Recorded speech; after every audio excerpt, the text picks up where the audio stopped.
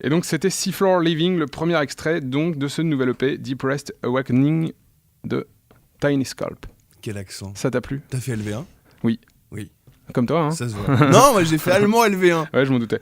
Ouais. Et, je parlais tout à l'heure dans la présentation de ce nouvel EP de cette idée de voyage qui est un sentiment qui, moi en tout cas, m'a habité. On se laisse porter par le disque, vraiment.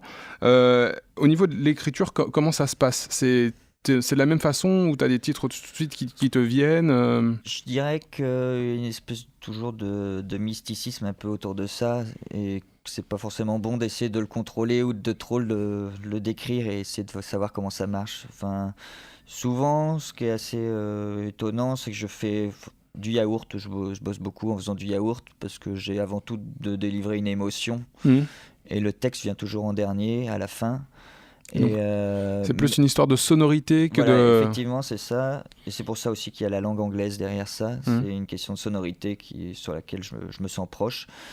Et il se trouve que des fois, dans ce yaourt, qui est vraiment un charabia et incompréhensible, des fois j'y entends vraiment des mots. Et il y a vraiment presque des phrases qui sont déjà là. Et quand je prends le temps de me mettre avec une feuille de papier et d'essayer d'écrire ces textes, je me rends compte que déjà il y avait une grosse base inconsciemment qui était déjà là, ou des mots qui m'appellent, qui me tirent vers un thème, vers une histoire, et voilà, c'est ça que j'aime bien retrouver ça, mais justement faut pas trop essayer de le provoquer, faut que ça reste un peu magique.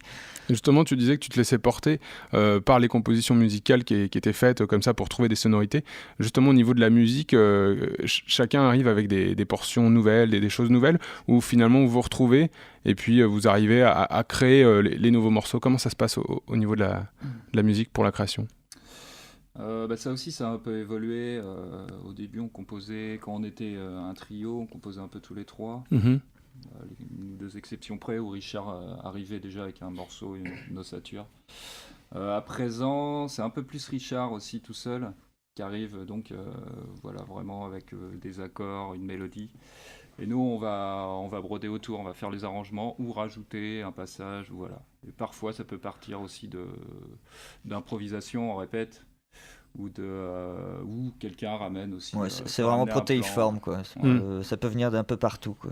Oui, il n'y a pas de schéma établi. Il y a pas, non. C'est plus le fait de vous retrouver aussi, de vous laisser porter par l'alchimie qu'il peut y avoir entre vous. C'est ce qu'on aime. Enfin, moi personnellement, c'est ce que j'aime de plus avec ce groupe qui a maintenant déjà au moins 5 ans finalement d'existence. C'est vraiment ce qui se passe quand on joue ensemble, tout simplement. Et du coup, c'est pour ça que je pense qu'on est de plus en plus à essayer de composer, d'écrire en improvisant. Parce qu'on a toujours aimé le faire en rigolant, à faire des reprises un peu idiotes pour se détendre, pour se chauffer en répétition. Mais ouais, il se passe vraiment quelque chose de chouette quand on improvise tous ensemble, et parce qu'avec le temps, on a vraiment appris à se connaître et à jouer ensemble. Et du coup, c'est juste du plaisir. Donc je pense qu'on laisse plus de place à ça pour écrire aussi. Parce que au moins, en plus, comme ça, tout le monde a un peu la parole, et ça vient pas que d'une direction. Voilà. Ouais, et en plus, dans ces cas-là, alors effectivement, quand par exemple Richard ramenait une compo, voilà, on avait tendance donc à l'arranger, mais peut-être à en mettre beaucoup trop. Chacun arrivait avec sa petite partie, moi je joue tel instrument, donc je vais en mettre. Et en fait, on se retrouvait à la fin avec 36 000 trucs en même temps. On s'en est aperçu au moment d'enregistrer d'ailleurs le EP, quoi, en fait. On a un petit peu... on a épuré, quoi. On a creusé dans le tas, parce que c'est peut-être trop riche par moment. On était 6, on voulait mettre plein d'instruments, et on s'est rendu compte qu'il faut faire un peu vivre la musique, il faut la faire respirer, il faut se donner des temps de parole à chaque chose, quoi. Et je pense que c'est ce qui se ressent quand on parlait de cette idée de voyage, de légèreté aussi. C'est pas léger dans le son, c'est le sentiment que ça procure finalement. Et on sent que vous êtes laissé porter comme ça, mais en même temps on sent plein d'influence, plein d'attention, plein de détails. On sent que vous êtes revenu finalement, qu'il y a eu du travail. Finalement, on n'a pas l'impression que c'est un deuxième projet. On pourrait presque avoir l'impression que c'est un deuxième ou un troisième album, tellement par moment le son est abouti.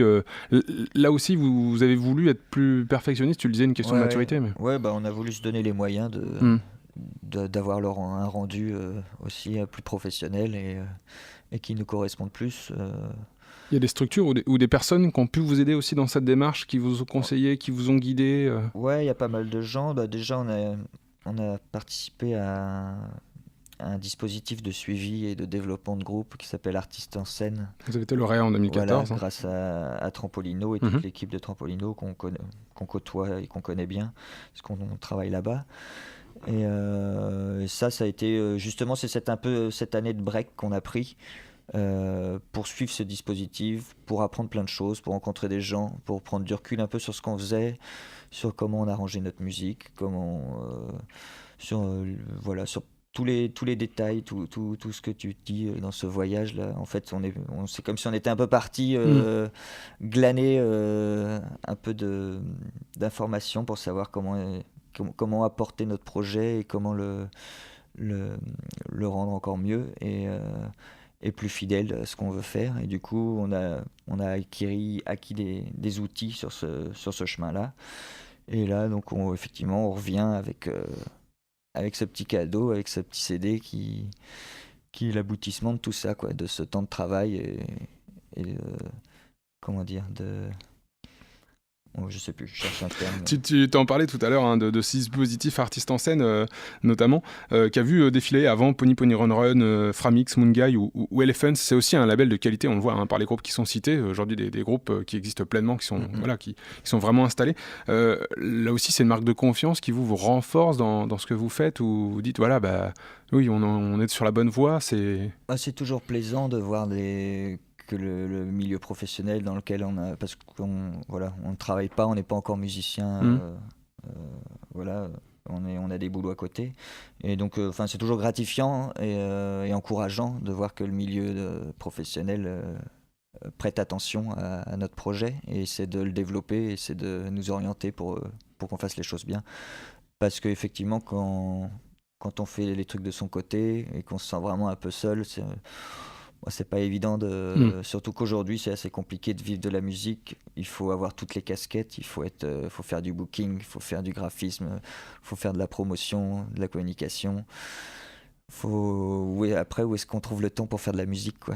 Donc c'est bien aussi d'avoir ces aides, ces outils, comme je disais, parce qu'on nous a aussi donné des méthodes de travail, des conseils sur l'organisation de tout ce qui est annexe à la musique, et ce qui nous soulage des fois et nous donne aussi plus de travail parfois, mais en tout cas oui, c'était vraiment une très bonne expérience et ça nous a vraiment appris beaucoup de choses pour avancer, pour aller vers quelque chose qu'on souhaite plus professionnel en tout cas. Et tu parlais tout à l'heure le moment où vous vous réunissez, où vous composez, vous faites comme ça des reprises un peu déconnantes. Qu'est-ce qu'il y a dans ces reprises? Quels sont les premiers morceaux comme ça que vous reprenez, alors que ce soit pour déconner ou de vos inspirations, de vos influences?